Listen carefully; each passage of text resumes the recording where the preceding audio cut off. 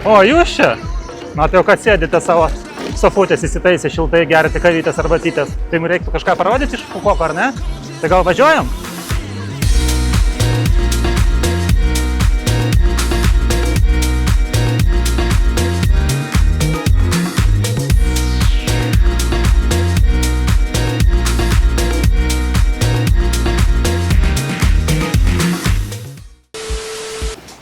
Nu ką, priėjimas prie jūrų žvaigždžių ne pats lengviausias, sutikom ką tik angliškai kalbantį žmogų, amerikietis turbūt. Sakė, kad čia prasieit dar normaliai reikės virš 2 km. Ko nepadarysi, kad sutaupytum 8 eurus. Gerai, bandom. Kur jinai čia lipa čia?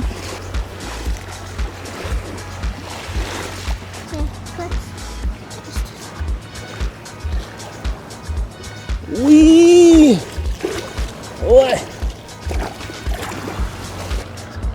Nu, tikiuosi, čia vienintelė kliūtis buvo. Einam, pagausim Italiją. Ką tik Italija priešais mus ėjo. Viena moteris tokia drąsi. Irgi nelinkus mokėti 8 eurus. O galėjom tiesiog susimest visi. Bet mes atvažiavom čia pažygiauti, o ne paplaukėt.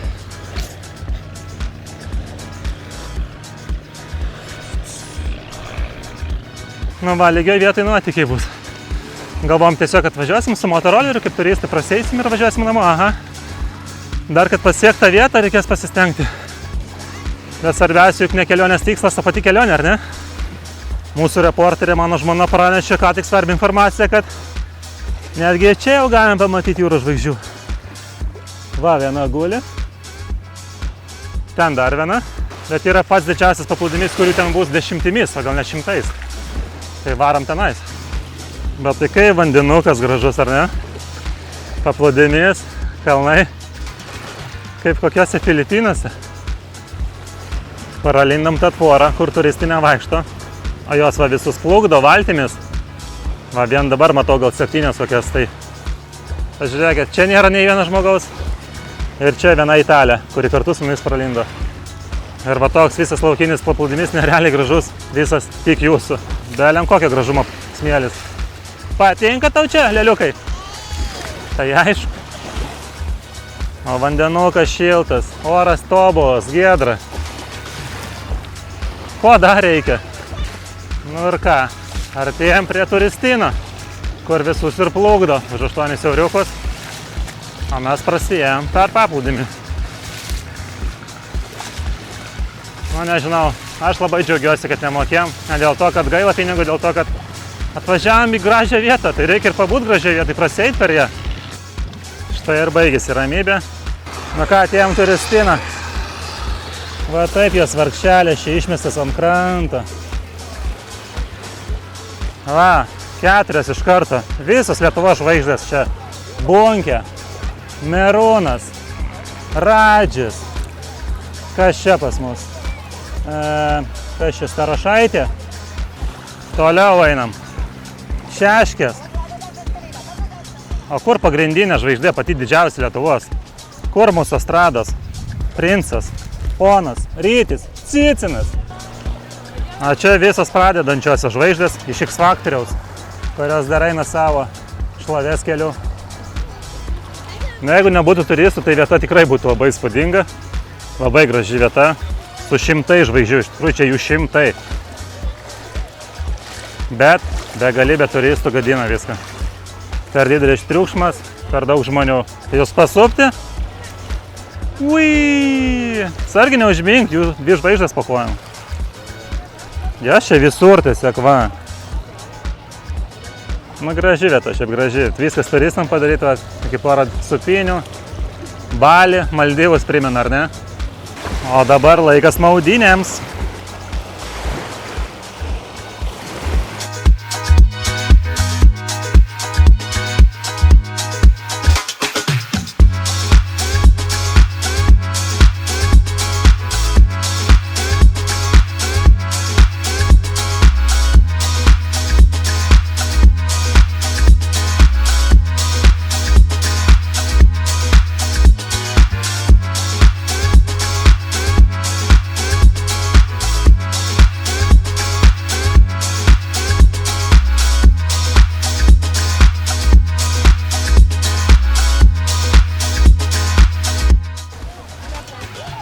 Belen, kiek jų čia?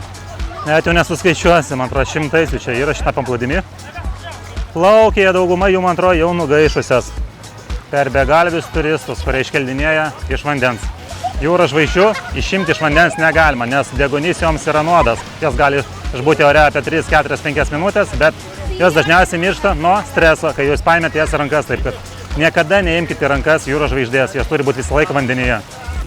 Paliekame šitą nerealiai gražią vietą, bet ir kaip kiekviena graži vieta, būna graži tol, kol ją neatvažiuoja žmogus ir jos nesunaikina. Taip kad man atrodo tik laiko klausimas, kada šitą paplūdimį sunaikins su visais jos gyventojais. Va tokioj va vietoje mes pagersim toj pepsiuko.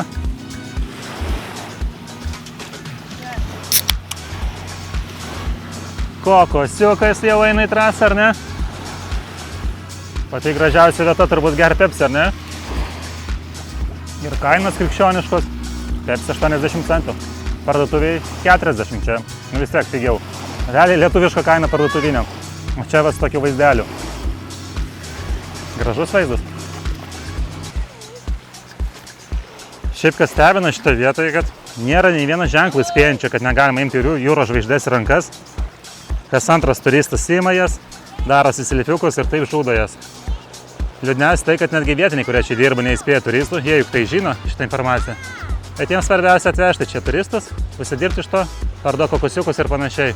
Bet kai išmirs jūros žvaigždės, tada ir darbas jų išmirs. Nebus čia ko turistam važiuoti šitą vietą. Liks tik tais gražus paplūdimys. Viskas, paliekam turistiną. Visai smagiai einasi, oras tobulas. Ir dabar nei vieną žmogaus greičiausiai nesutiksime, nes visi plaukia laiveliais. Einam per čia. Tai kad va tokia nereali ekskursija, praktiškai nemokama.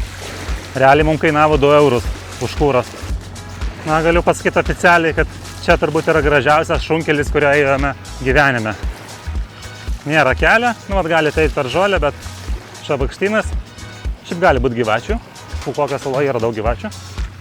Arba einat per pakrantę, pusę kilometro dar liko kažkur ir prieisime savo motorolerį.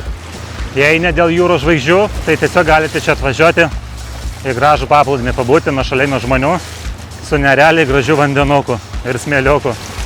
Turbūt gražiausias paplūdimys šitoj saloj. Gražesnio kol kas dar nematėm. Nu va ir grįžome. Tai vat kartais, jeigu bus iš čia ir norėsite pėsčiom nueiti, tai ten į mišką eidami pamatysite tvorą su viela. Ten greičiausiai nepradėsite arba nenorėsite rizikuoti, tai jums reikia čia ateiti, neišsigąsti šitą ženklą, kuris sukurtas turbūt turistam gąsdinti, kad vietiniam būtų darbo. Nebent iš tikrųjų pavojinga ir yra gyvačių. O mes grįžtame į savo motorolerį ir lekime į kitą Pūkoko salos vietą. Reportažo pabaiga. Štai tokios pas mus būna kavos pertraukėlės. Užsisakėm iš savo mėgstamos kavinės, iš King Kongo. Dabar vyksta akcija 2 už 1 kainą. Kas mus pažįsta, tie žino, kad mes dideli akcininkai, perkam prekes tik su akcijom. Taip, kad labai gera akcijytė. Už viską sumokėm, už 2 kavas. Jūs tik pažiūrėkit, kas čia pas mus. Skanusis kronansenas ir cinamoninė bandelė. Už viską 3,60 €. Pilna kaina būtų 7,20 €. Bet kol akcija, reikia naudotis, ar ne? O čia pas mus, brangioji, čia yra pas mus druskos kava. Teisingai išgirdau, druskos kava. Kai pirmą kartą išgirdom, nesupratom, ar čia gerai mes išvertėm ar ne. Parašyta druskos kava. Nu ir paragavom.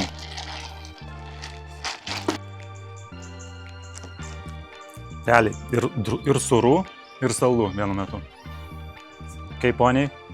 Skanu, skanu. Trumpas komentaras. Skanu, skanu. Ir aišku, kaipgi šituose kraštuose be mango. Pažiūrėkit šitą gražuolį. Skrenda lėktuvėlis. Aš ne vieną kartą sakiau ir pasikartosiu. Į Pietryčių Aziją verta vien dėl mango atvažiuoti, jie nerealiai čia skanus. Čia tikrai ne tas, ką jūs perkat parduotuvėse. Ir va toks vaizdelis iš mūsų antro aukšto. Šiandien saulutė pasislėpus, sekmadienis ilsisi. Einam, parodysim jums, kaip atrodo mūsų resortas. Pam, pam, pam, pam. Čia pas mus toks medis gražus, ant kurio auga duonvaisius. Ir čia yra mūsų baseinas. Nėra saulės, nėra ir žmonių.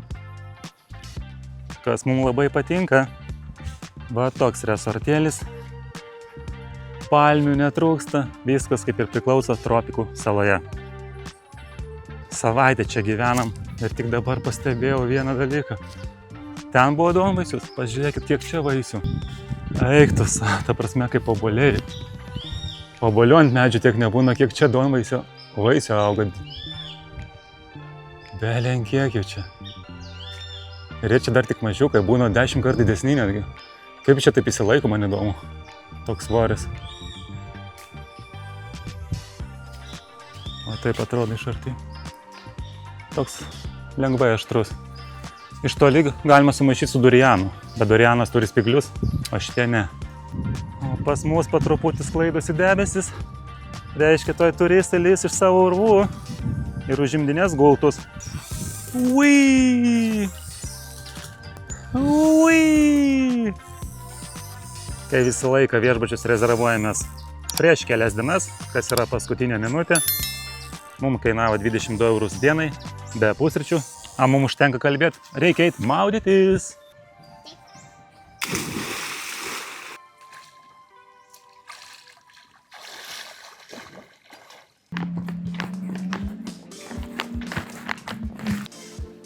Atvažiavom į savo mėgstamiausią vakarienės vietą, palydim saulę ir pavalgom skaniai. Ką, Matuši, šiandien turi? Šiandien pas mus tradicinė vietnamietiška virtuvė. Tradicinė pobo. Pas Matuši tradicinė pobo sriuba, o pas mane tradicinė vietnamietiška quesadilija. Tradicinis vietnamietiškas maistas. Iš tikrųjų pasėdam ant meksikietiško maisto, tiksliau aš pasėdau. Per 8 dienas, kurias čia gyvenam, jau 7 kartus valgiam meksikietišką maistą. Valgiau. Kaip tu gali nevalgyti, kaip taip skanu ir taip pigu? Viskas kainavo tik 3,60, įsivaizduojat, ir pilnai pavalgai.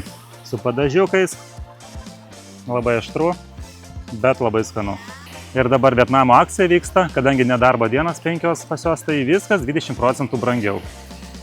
Dėl to, kad naujai metai, reikia dėl to pakelti kainas. Bet tai 20% beveik nesijaučia. Parodė, kaip reikia pilti be avarijų. Nors dažnai be avarijų neapseinam.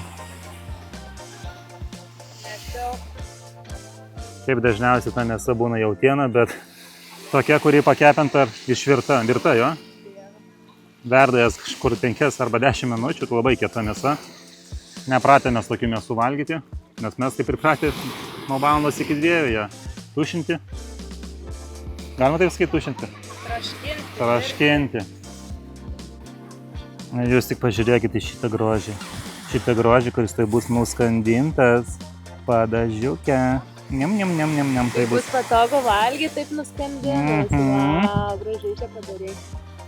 O šitas pats aukščiausias, garantuojantis užėjimą į tualetą. Nu ir dėl ko reikia taip kalbėti kamerą apie tualetus? Man atrodo, atėjo laikas paaštrinti mūsų vakarienę biškį. Nemėgstu aš labai aštraus maisto, bet reikia kartais save pakankinti. Aštroka. Taip pat, kas nori, gali vis laik pasimasažuoti čia. Eidom dažnai čia masažas. 8 euriukai ant jūros kranto tiesiog gulit, relaksuojat ir girdit jūros ošimą. Kas gali būti geriau, ar ne? Ir babutės visai neblogai masažuoja. Ir nerealiai geras pats paplūdimys. Vien smėliukas, jokių akmenukų, jokių šiukšlių, jokių šakelių. Tiesiog įlendat ir už 5 metrų galit maudytis, nes iškart pagilėjimas toks lengvas eina, metro gylio pasaka. Nereikia eiti toli, kad įsimaudyti. O kas čia pas mus po vakarienės atkeliavo? Ar tik ne ponas kokosas? Tai šitas babutės universalios, kurie ir masažuoja, ir kokosus paparduoda, ir ananasus. Žodžiu, viskas. Kokosiukas, o toks nemažas. Šiaip tai čia ir mažesnių. Dienos metu dar 1,5 kartų būna netgi didesni. Ir toks gėris kainuoja 1,20 €. Prašau. Pigiau negu Tailandė. Tailandė, atsimink, kiek mokėdom dažniausiai tokios vietose prie jūros apie 1,5 €. Karas net iki 2. Vietname viskas apie 1,20 € kainuoja. Pirmoji linijai. O mieste dar pigiau galima rasti. Vietiniai paplūdimio šunys labai išpindėję, niekada beveik nieko nevalgo, ką duodam. Buvom netgi šunų skanukų supermarkete nupirkę ir to atbaliniais dantim valgėm, nes skanu lygtis būtų. Ko išpindėję. dabar yra bulinis. Atrodo laukiniai, bet išpindėjo visiškai. Čia reikia šitą šiautieną šviežią kokią nors atnešti, vagyjų mėsą tai ir panašiai. Taip pat šioje vietoje stebime nusileidžiančius lėktuvus, kurie leidžiasi čia. Oro uostas už 2 km. Mes gyvenam prie pat oro uosto. Girdime kiekvieną lėktuvą pakylantį. Ir va tokie pas mus vakarai Kokoko saloje.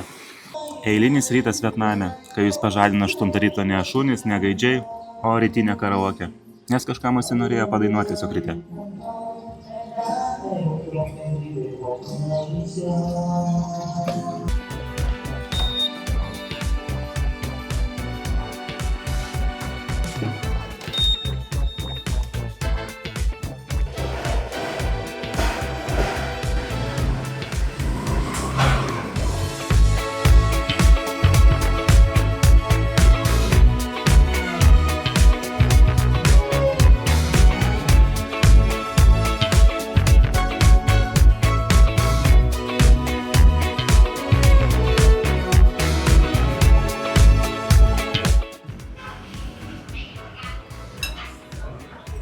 Tokie šiandien pas mus sveikuoliški pusrytukai, žmoneliai užsisakė avižų košę su bananiukais. O pats sveikiausias maistas pas mūsų dukrytė, kiaušiniai kaip kiekvieną dieną. O štai ir mano tradicinis vietnamietiškas patiekalas bunčia, spring rollsais su mėsa ir noodlesais, tokiais vietiniais makaronais. Labai skanu, dar padažiukas labai geras, kur reikia pamirkyti visi tai. Ir viso tai kainuoja apie 4 eurų žmogui. Bendrai čia 12 eurų kainavo, kavinė šiaip neišpigiųjų, vietnamietiškom kainomis, bet labai skanu. Taip kad greitai užkanandam ir lekiam. Atvažiavome į parkelį mokamą, kuriame randasi kriokliukai, nors neaišku ar jie bus, nes lietaus jau mes nematėm porą savaičių, tai neaišku kaip čia su vandeniu bus. Bet pats parkelis šiaip simpatiškas, matosi tvarkomas. Palaukit manęs, vieni jau bėgat. Op, op.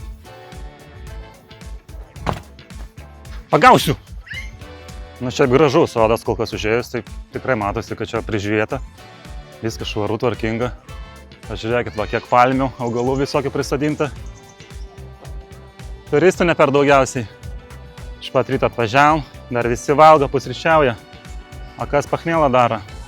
Bet kur nevažiuosi, nuo karaokės nepabėgsi. Tik įvažiavom parką jau girdim. Vietinis gastrolentas jau gastroliuoja. Pirmadienis iš pat ryto. Ką daugiau daryti? Eiti darbą ar gastroliuoti? Karaokę pasijungti. Aišku, kad karaokę dainuosi. Kokį darbą pirmadienį eisit? Juok, žirgelį, juok. Nu ką, graži vieta, ar ne? Nuotraukytėm pasidaryt va. Babos čia iš vis išprotėtų. Facebooko nuotraukos greit būtų atnaujintos. Tiksliau Facebooko profilis, ar ne? Žinot, apie ką kalbu. Girdit karaokę? Čia už kelių šimtų metrų žmogus. Dar garsiau pagarsino kolonėlės. Kad visi girdėtų jo talentą. O kol einam prie krioklių, papasakosiu mūsų pastarųjų dienų cirkus su viešbučiais, su apartamentais. Turėjom porą stresą keliančių dienų. Tai apie viską nuo pradžių. Ieškojom apartamentų, į kurias norėjom atsikrausti už 2 dienų, nes būtent po 2 dienų, 5 dienų bėgyje neturėjom kur gyventi. Tai susiradom Airbnb labai gerus apartamentus. Esame jau išbandę Airbnb šitai kelionį pirmą kartą Hošiminė, viskas labai patiko. O 2., 3. ir 4., 5. kartas tai tragedija buvo. Pasirodo Airbnb, kai užsakai, darai rezervaciją, būsto savininkas turi patvirtinti tavo rezervaciją per 24 valandas ir pas mus jis to nepadarė. Ir kas gaunasi? Gaunasi, kad rezervacija šaukiama. Tada mes vėl bandėm pas kitą žmogų rezervuotis sekančią dieną, nes nuo sekančios dienos mes jau neturim kur gyventi. Baigėsi mūsų rezervacija mūsų viešbutyje. Tai užsirezervuojami vėl, ateina kita diena, vėl jokių žinių iš savininko, neatrašo žinutės, vėl rezervacija panašu, kad dings. Tai nusprendėm nerizikuoti ir nelaukti toliau, tiesiog ieškoti naujo viešbučio. O kad jūs suprastumėte, kokia situacija su viešbučiais, dabar yra naujieji kinų ir vietnamiečių metai. Vietname yra 5 ten darbo dienos, visa sala pilnai užbukinta, visi viešbučiai pilni, liko tik patys prasčiausi, labai blogi, labai pigus, arba geri, bet labai brangus. Pavyzdžiui, tas viešbutis, kuriame mes gyvenome prieš tai, Santa Garden Resort, kuriame mokėjom 20 eurų, dabar jis kainuoja 150 eurų nakčiai, tai tokia situacija su viešbučiais. Taigi susiradom neblogą viešbutuką, šokom motorolerio, atvažiuoju į tą viešbutį, sakau, labą dieną, mačiau bookingę, pas jūs yra dar vienas numeris laisvas. Taip, labą dieną, yra, parodo man tą numerį, viskas gerai, viskas tinka, patinka. Sakau, mano žmona to užbookings per bookingą ir mes už pusvalandžio atvažiuosime. Gerai, Važiuoju paim šeimą, atvažiuojam tą viešbutį. Oi, atsiprašome, jūsų numerio jau nebeliko. Kaip supras nebeliko? Nu, atsiprašom, taip jau gavosi, kad žmogus po jūsų atėjo ir iškart susimokėjo. Sakau, taigi mes ką tik susitarėm. Sakau, atvažiuosiu su savo šeima. Kaip supras, barbukingio oficialioje sistemoje patvirtinta buvo rezervacija. Labai atsiprašome, kad taip gavosi. Tiesiog maksimalus nusivylimas. Reikia toliau ieškoti viešbučių, o jų pasirinkimas ne pas didžiausias. Bet laimiai sako, yra rytojui, jeigu norite, nuo rytojus 4 dienom yra viešbutis. Sakau, man tinka. Bet kokios garantijos, kad vėl nepermėsit? Ne, tikrai viskas gerai. Žmona užbūkina vėl, parodo patvirtinimą oficialų, va, mes užbūkinam rytojui, atvažiuojam. Taip, sakau, 100% bus, sakau, 100% man žadėjai prieš pusvalandį. Sakau, ne, pasirašom kokią nors sutartėlę, palieku šį depozitą, kad kuo daugiau garantijų turėt, kad tikrai mes rytoj gausim tą viešbutį. Tai ieškome mes dabar viešbučio vienai dienai, reikia kažkur pernakvot vienai nakčiai. Sėdėmės tam recepšine, ieškom per telefonus, kompiuterius. Atvažiuoja turistė už 10 minučių, visa laiminga, ką tik iš oro uosto su lagaminais, atskrido į tropikų salą. Sveiki, aš turiu rezervaciją jūsų viešbutį. Atsiprašome, bet mes neturim daugiau laisvų numerių. Įsivaizduojate jos reakciją? Žmogus ką tik atskrido į salą. Atostogauti turbūt ir laba diena. Nėra numerių, nėra. Jūs neturit kur gyventi. Už pusvalandžio atvažiuoja šeima iš 6 asmenų. Visi laimingi, atostogos. Sveiki, mes turim rezervaciją jūsų viešbutyje. Man turbūt nebereikia tęsti, kas buvo toliau ar ne. Patys viską jau suprantate. Mes valandą ieškom to viešbučio, pagaliau kažką randam labai prasto. Atvažiuojam tą viešbutį. Sveiki, mes turim rezervaciją vienai nakčiai pas jūs viešbutyje. Administratorius dirba prie kompiuterio, tokią mimiką padarė. Aš sakau, rimtai, jūs neturit mūsų numerio? Labai atsiprašome, bet mum Agoda nespėjo perduoti jūsų užsakymą ir mes atidavėm jūsų numerį kitam žmogui. Aš šiandien visi susitarė prieš mus šitoj saloj ir kaip suprasti, ta prasme, kaip taip gali nesisekti. Tai mes jau nebepykstam, iškart sėdam prie telefonų, vėl prie kompiuterių slendam, nes jau 5 vakarą, už valandos jau temps, o mes vis dar neturim kur gyventi. Užsisakom dar blogesnį viešbutį, randam. Aš jau važiuoju vienas į su motoroleriu, nes jau žinom, ko laukti ar ne. Šeima lieka laukti tam recepšinė, kur mūsų neįleido. Aš atvažiuoju tą viešbutį. Administratorius. Oi, žinokit, mes jūsų numerį ką tik atidavėm kitiems. Ir mane tokia neviltis apėmė. Net ne liūdesys, o tiesiog aš jaučiuosi kaip džokeris. Jaučiu, kad kaip džokeris, tai pradėsiu juoktis ir norėjęs išnešti tą viešbutį man tiesiog. Bet laimiai pasiūlė administratorius. Kitą variantą, sako, yra prastesnis numeris, pažiūrėkit, gal jis jums tiks. Iškart pasirašiau, nes mums reikia kažkur pernakvoti, sakau, mums bet kas jau tinka, tiesiog duokit tą numerį ir viskas. Pasirašiau ant jo, dar net nepažiūrėjęs, atidaro duris, kad be langų numeris tai tiek to, bet kvapas grinai kaip sandėliukė, laikomų bulvių, viskas maksimaliai blogai. Tai buvo top 3 šlykščiausias numeris mūsų gyvenime. Viskas apipelyjo, surūdyjo, ta prasme, labai blogai buvo.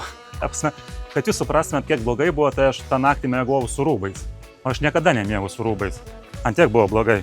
Reikėjo patalinės prašyti, nes jos tiesiog nebuvo, antklodį reikėjo pakeisti, nes viskas dėmesį atrodė, kad neįskalbtas mirda, ta prasme, buvo labai blogai. Tai va, mes dabar atidarėme tokią mažą fobiją. Dabar kiek keliausime ateityje, mes nesame įsitikinę, kad atvažiavę viešbutį mes gausime savo numerį. Tai šioks toks stresas yra prieš kiekvieną rezervaciją mums dabar. Rašykit komentaruose savo blogiausią patirtį su viešbučiais, bus įdomu paskaityti. Gerai, o aš einu ieškoti savo šeimos, kurią pamečiau jau, kol jie vaikščia čia be manęs. Rado 2 eurus su centais, vietiniais pinigais. Tai nemokami ledai bus. O kas liečia krioklį, tai daug nesitikėkite, nes kaip suprantu, čia turėtų būti vanduo, o vandens nėra. Nes dabar sausasis periodas, nelyja. Apskritai pamiršau, kada mes jau matėme lietų. Taip kad turbūt ir kriokliukas bus ne pats vandeningiausias. Mes jau gal pusę kilometro nuėjom nuo to gastrolianto. Vis tiek girdisi, ta prasme, ant kiek lūpa kolonėlės gerai. Parkas tikrai gražus. Yra kur pasivaikščiot. Labai daug pavėsio. Smagu pakeisti aplinką. O tai gulėt paplūdimiuose jau ir atsibodė. Bet kas neatsibosta, tai masažai. Ant jūros kranto gulėjo. Už 8 euriukos, girdi jūros ošimą. Pažiūrėkite šitą mega didelį akmenį. Mūsų puntukas ilsisi. Eik tu sako, kokio jis didumo. Va, vaikučiai ir va akmuo. Nu jo, akmenukai čia ne patys mažiausi. Normaliai čia galim prisižiūrėti vaizdų. Kas liečia patį krioklį, dėl kurio atvažiavom čia, tai jau nesitikim jo pamatyti.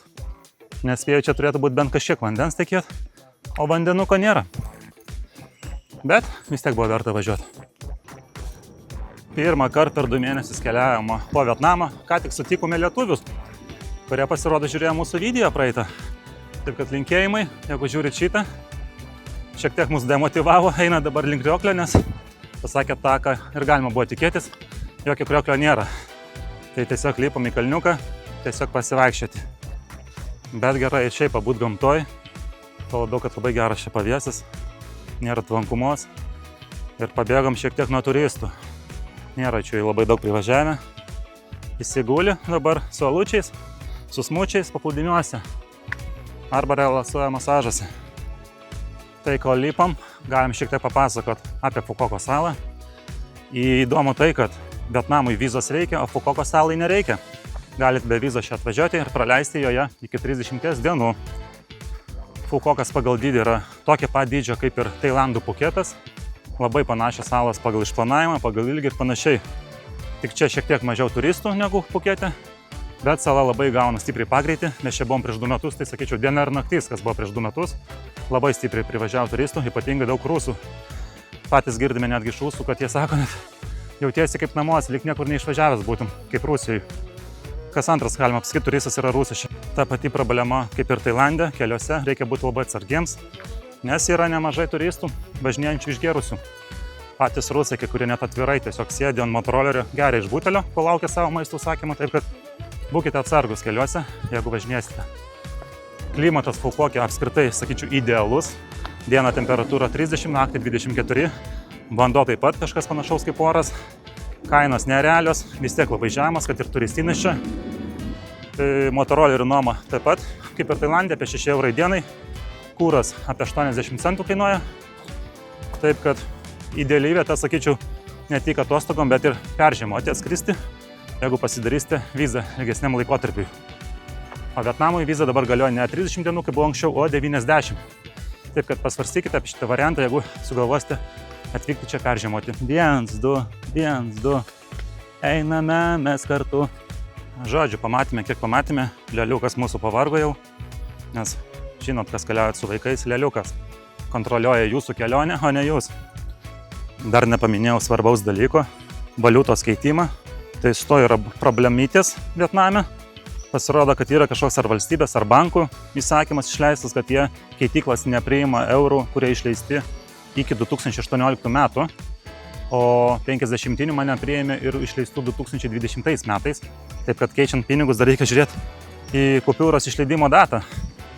Pinigus dažniausiai keičiamės su Revoluto kortelė, tiesiog išsigryninam iš bankomato, bet to irgi problemytė yra, nes iš 4 bankų tik tais vienas jas priima kažkodėl tai, kiti atmeta. Bet ne mum vieniem, o visiems turistam, su vizom, Mastercardais atmeta kortelės, tik vienas bankas kažkodėl man praimdinėja. O čia Tarzano vijokliai, lianai, ant kurių jisai skraido. O va tai būna, kai leliukas pavargsta. Tu pavargai, taip? Labai? Bet spėjau, jeigu ledų pasiūlyčiau, tai eitum jau jo? Jo? Tai reiškia, tu nepavargai. Kiek tu sveri primink? Praėjo turistą, bet mes jam nepasakėm. Ar reikėjo pasakyti, kad nėra vandens jokio tenais? Tiek to tegu, prasieina tegu, ar ne? Vis tiek turbūt guli visą dieną pležė, tegu pajuda biškį. A, čia tokios skulptūros drambliukų. Šiaip, jeigu čia realiai bėgtų vanduo kaip upelis, tikrai viskas gražiai atrodytų. Bet dėja ne šiandien. Aišku, mes žinojom, kur atvažiavom, sausas periodas, tai iš kur gali tas būti vanduo, jeigu nėra lietaus jau kiek laiko. O jūs jau visas nuotraukas pasidarėt, Instagramai, stories, bus viskas užpildyta, viskas gerai? O Reda tikisi vis dar ras pinigų, tai vietoj kur rado, nes pagal vietnamietišką patarlę sakoma, ieškok ten, kur buvo pamesta. Na, čia toks gražus medis su vijokliais, o čia babų fotografavimosi alėja. O čia toks įspūdingas namas su tokiu stačiu stogu. Eiktas tas statumas, gal 80 laipsnių, visas šiaudinis stogas. Dar turbūt buvo darba čia jį pastatyti. Netgi būtų įdomu pažiūrėti, kaip čia darė viską. O taip įspūdingai atrodo, kaip kepurė. Nu, ta prasme, aš dar norėjau ką tik, prieš 10 sekundžių pasakyti, o mūsų dainorėlis toliau dainuoja. Realiai 1,5 valandos be sustojimo dainavo ir prieš 10 sekundžių nustojo, kada norėjau filmuoti. Nu, kaip taip? Be šaunuolis 1,5 valandos be pertraukų tvarė, kaip profesionalus dainininkas. O čia dar vienas medis su duonvaisio vaisiais. Pažiūrėkit, kokio įdidumą. Aš nelabai nesuprantu, kaip jie tokį svorį atlaiko. Ta prasme, jisai čia sveria gal 5 kg, tai tikrai labai stiprios pasišakos. Bet pats jo skonis, tai nežinau, mums jis nelabai. Kažkaip bandėm, toks neutralus, nei skanus, nei neskanus. Tai čia mes ir pabaigsime, važiuojam kitur. O mes netoli oro uosto ir prie pat paplūdimio matom lėktuvą besileidžiantį. Dar turistų mums padavė, dar duokit. Bet taip netikėtai važiuodami pamatėm besileidžiantį lėktuvą ir žiūrėkit, kokį instagraminę vietą mes atradome. Ta vieta, kur tavo žmona norės 100 nuotraukų į Instagramą. Žiūrėkit, kaip gražiai palmės suguldytos. Kai Kinės šitą vietą okupuoja, tai te padeda Dievas jų vyrams, nes tai ilgam. Tu ką, nenorėsi nuotraukos čia? Pagailėsi manęs?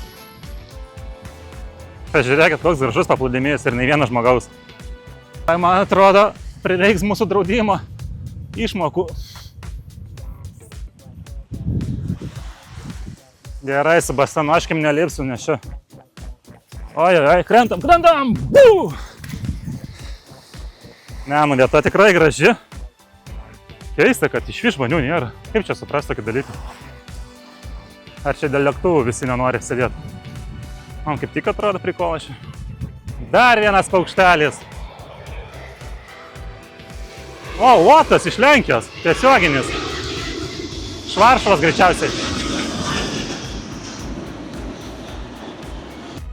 Bet tokią pramogą galima savo čia pasidaryti, atvažiuojat vakare, papiknikaut, saulės nusileidimą pasitik saulės nusileidimą. Galima taip sakyti? Palėdėt saulės, ne? Ir pažiūrėti lėktuvus. Vakarė tai jie apskritai čia leidžiasi kas 5 minutės. O mes sustojame nusipirkti savo skaniųjų mango smučių, kur labai skaniai jas daro. Ką tik nusipirkom bandelių dideliam supermarkete.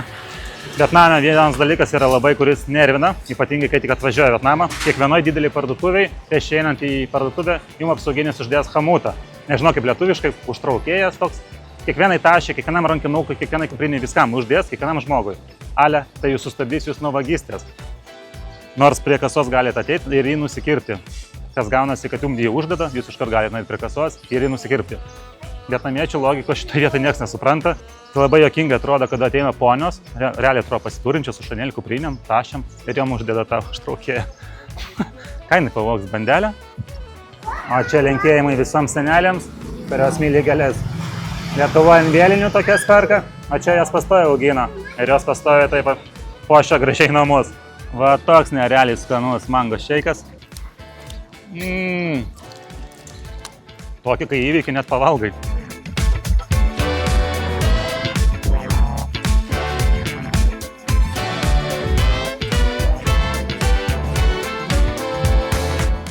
Nauja diena Fukuoko saloje, naujas paplūdimys, atvažiavome vieną gražiausių, parašytas top 5 šitas paplūdimys, taip kad to išbandysime. Labai šiandien spigina saulė, giedra diena, labai gražu. Na viską čia pridaryta supinių, instagraminių vietų, kad jūsų moteris išvarytų jūs galutinai iš proto su tom nuotraukom. Bet ten, kur grožis, neapsieinama aišku ir be šiukšlių. Nesuprantama šitas mums niekaip. Kaip tokia gražiai vietai sugeba žmonės šiukšlinti. Na, bet paplūdimys tai kaip iš atviručių. Baltas smėliukas, palmės, žydras vandenukas. O daugiau reikia. O jau šiltumo jūra. Eik, tu savo kaip gerai. Ir čia taip seklu, ne taip kaip pas mus iš karto gilėja staigiai. Žodžiu, mažiau kalbų, daugiau maudynių. Ir laikas kelti droną. Varom.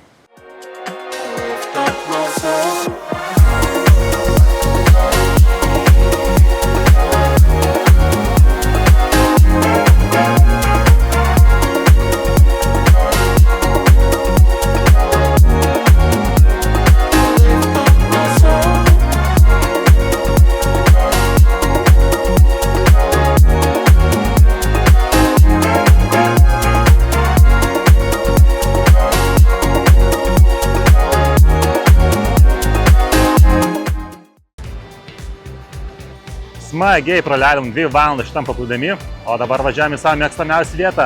Pavalgyti. Arbūzai parašyta po 20 centų. Už kilogramą, kaip suprantu. Da vėl 80 centų. 4 kilogramus sveria beveik.